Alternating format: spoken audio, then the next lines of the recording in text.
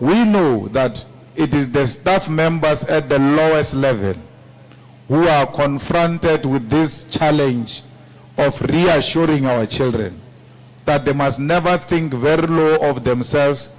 They must never think that there is something wrong with them. For because children have never taken a decision to come on earth, someone brought them here and they don't want to take responsibility for that. And children have got no responsibility to think there is something bad about them. There is absolutely nothing wrong with you.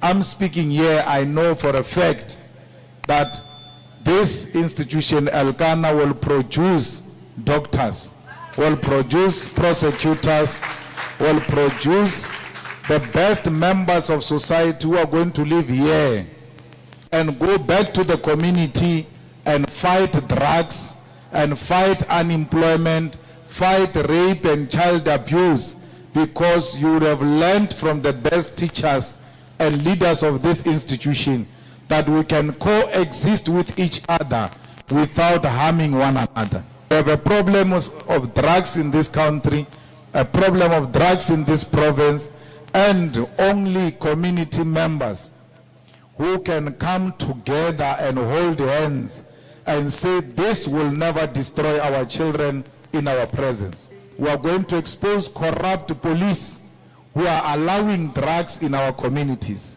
because no one commits crime unless it's a petty crime of stealing bread, but no one commits crime of drugs, and no one commits serious crimes without police involvement. The crimes are thriving in our community and in our society because police have allowed it to be. If we get the buy-in of the police, we have the most sophisticated police in South Africa, better than many other countries. That's why if they want and they are not involved, there is no criminal who can survive the long arm of the law. So police can do it if they want, but the corruption that is now in the police force undermines the fight against the drugs, and the political willingness can uproot corruption in the police force. The unemployment is another problem. We bring kids here, we help them, rehabilitate them. When we integrate them into society, there are no jobs. And as not only jobs, worse, sporting facilities.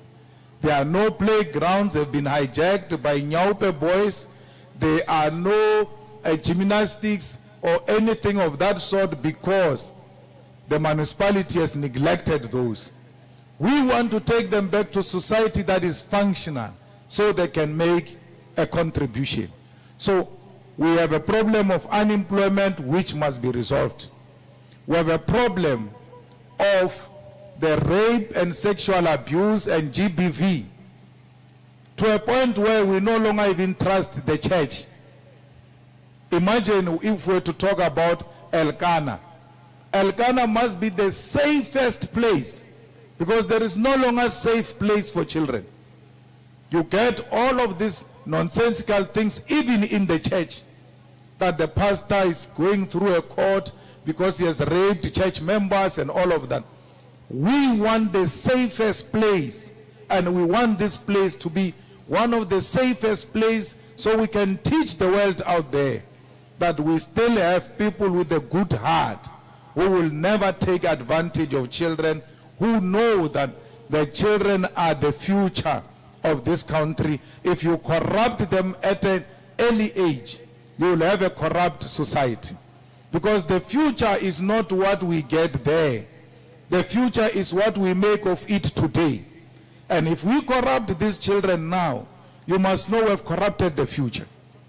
All of us are still roaming the streets with the morals impacted on us by our parents. You know that this is not done, this is done. But if children in institutions like this come here to get help, they are made worse, then you should know they are going to become that which we teach them.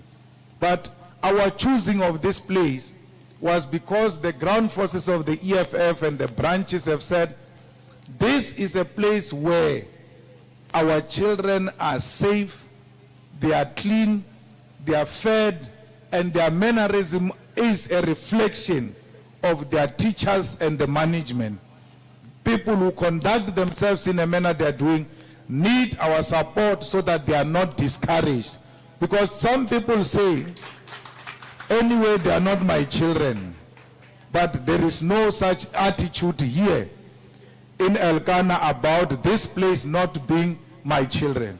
We really are appreciating this, and we are here to celebrate that. So 10 years of the EFF, it's a 10 years we share with the poor of the poorest. It's a 10 years that we share with orphans.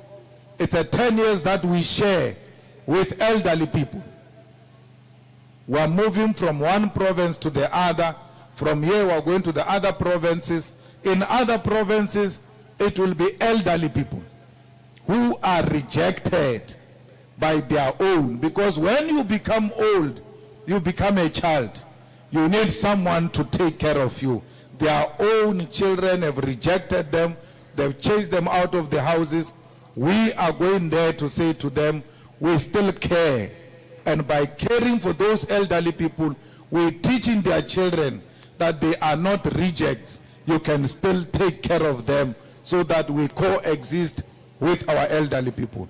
So we could not have chosen any other place except here, where we find the special children who are made and served as special people in our society.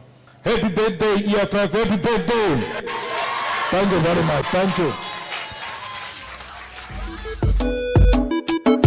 I'm a king, yes, I'm a king,